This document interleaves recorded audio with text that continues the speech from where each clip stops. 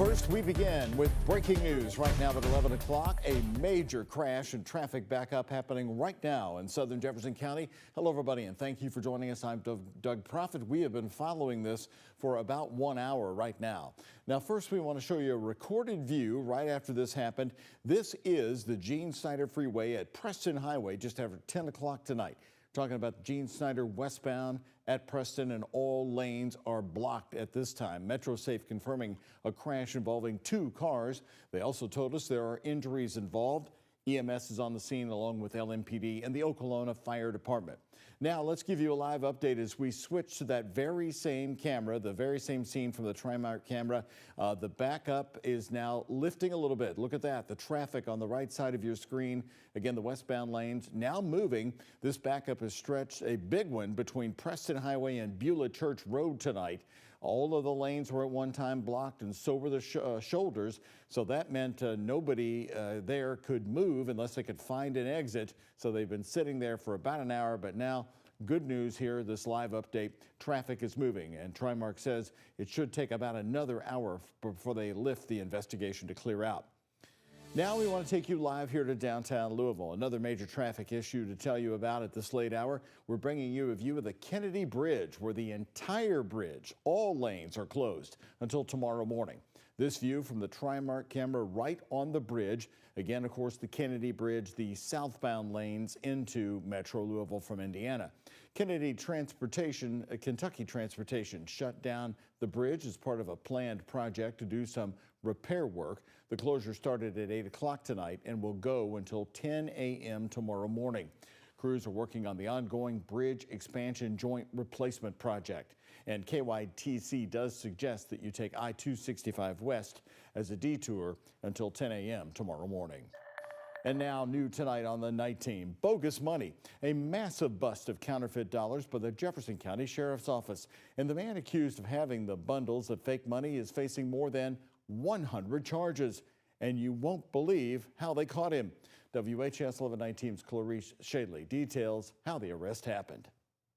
29-year-old Hunter Burns of Charlestown, Indiana, seen in an orange jumpsuit Friday morning. Oh, let's see, 124 counts. Burns is charged with more than 120 counts by the Jefferson County Sheriff's Office in connection to about $9,200 in counterfeit money. In court, the prosecutor tells the judge they're fine with his bond being set at just above that amount. The overnight bond set at $10,000 plus HRP of postage. Yes. And the judge agrees. Burns was in the Louisville Hall of Justice Thursday afternoon for a separate case and was arrested on an active warrant. According to an arrest citation, Burns placed a large amount of cash into a bag to be processed, but the deputy noticed something off about the bills. I think there were like 3 legitimate $100 bills. All the rest of the $100 bills and all the 20s were all counterfeit. That's not all the sheriff's office found, according to Chief Deputy Steve Healy. I believe there were going to be 15 mother bills associated with this. What a mother bill is, it's the original currency that the copy's made off of. So there were 15 different types of serial numbers, but all of these bills had like the same serial numbers based off those 15 mother bills. Officials say the fake bills lack microprinting, fibers, and other security features. This case serves as an important reminder to the public that counterfeit money remains in circulation, particularly in transactions arranged online. The office is seeing fake money used in buying and selling through platforms like Facebook Marketplace. You're asked to keep this in mind, as this case is now in the hands of the Secret Service. In Louisville, Clarice Shadley, WHAS 11 Night Team, on your side. When asked if this could be part of a much larger ring, the sheriff's office says that is still under investigation. New tonight, the controversial reformulated gas, better known as RFG, which causes Louisville's gas prices to be much higher than nearby counties, is not being removed from Louisville gas pumps. Kentucky Republicans tonight are correcting a mistake in a news release that they sent out earlier tonight. RFG has been in our pumps for decades. Both Mayor Craig Greenberg and Kentucky Governor Andy Beshear asked the EPA last August to drop the requirement for Louisville, thanks to the much improved air quality here. Earlier tonight, top Kentucky Republicans sent out statements to news organizations saying that the EPA had agreed to drop it, but that was a mistake.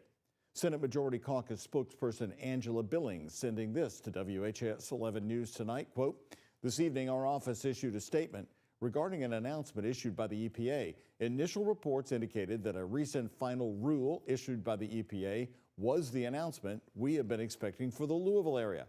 However, upon further review, it was actually for a different area of Kentucky." Well, our air is going to be breezy and warm with rain to start our weekend, and then welcome back winter. And our chief meteorologist, Mallory Schnell, is joining me here in the night team, giving us a heads up, though, about our Saturday tomorrow morning. Hey, Mallory. Hey there, Doug. Yes, we are tracking light rain showers for our Saturday. Temperatures looking to top out in the 50s. And then by Saturday night, that colder air catches up. That means we could have some spotty snow showers that will be melting. Of course, the ground is still very, very warm from such an unseasonably warm week.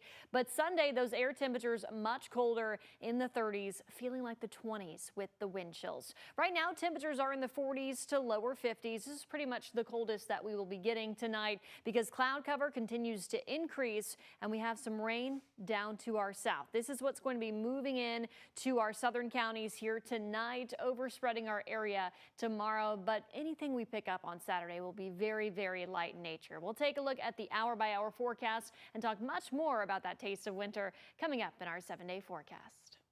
Mallory, thank you. Well, tonight we want to bring you a live look at the buzzing Mercedes-Benz Stadium in Atlanta. Tonight, the Indiana Hoosiers easily handling Oregon for now the chance to head to the college football championship game.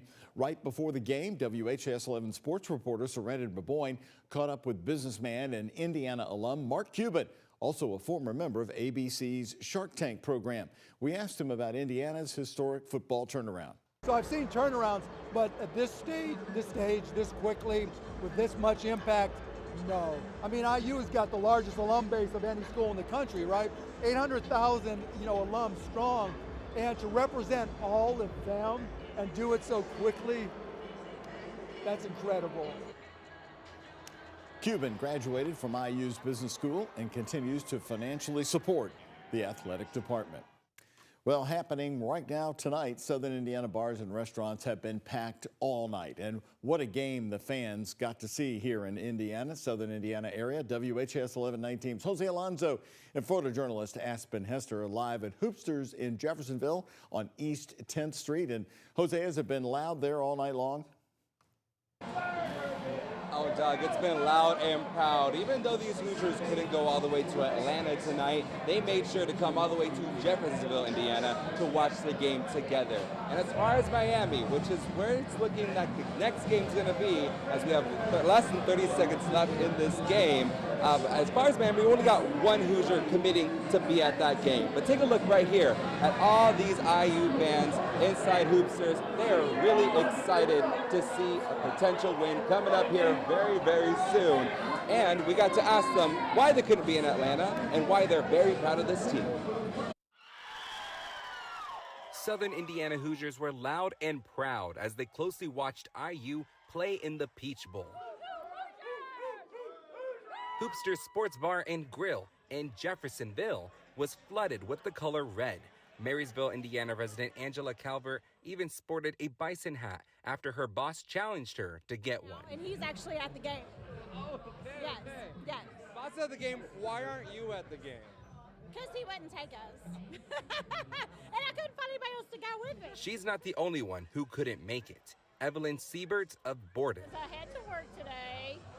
Couldn't get tickets, so I said if I can't be there, I may as well be here in a bar with other Hoosier fans. The cheers even carried over to Riverside Drive at Harry's Tap House and Kitchen, where we met loyal WHAS 11 viewers. It's a dream come true for a Hoosier fan. Sure is. And if they can pull this off tonight, oh my gosh, it's going to go crazy. The whole state of Indiana is going to go crazy. We're just not used to this, especially football. Not used to it, yeah. But we're sure loving every minute of it right now. Loving every moment, especially after every touchdown. Which Sellersburg, Indiana resident Troy Bio says is brought on by his lucky charm. I went to the Rose Bowl in California, bought this chain, we won, so I'm like, let's bring it on, dude. Good luck. And the Hoosiers did it. We are celebrating inside Hoopsters. We're going to have this max exodus here in a minute. A lot of excitement here in Jeffersonville, Indiana. No matter which way it went, all those Hoosiers said that they are very proud of the team, and I'm sure tonight they are extra proud of them here. Reporting live in Jeffersonville, Jose Alonso, WHAS11 Night Team on your side. All right, great job hanging out with the Hoosier fans tonight. Thank you, Jose. Well, new tonight on the night team. Just today, President Donald Trump escalating his threats towards Greenland. His remarks and the Danish Prime Minister's response for you coming up next. And also next, the filing deadline today for the May primary in Kentucky brings a surprise for a state Senate seat in eastern Jefferson County. Former U of L basketball player Luke Whitehead entering the race. And here's a check of today's Kentucky Lottery jackpots. Mega Millions, $199 million. Powerball, $124 million. The Kentucky Lottery, fun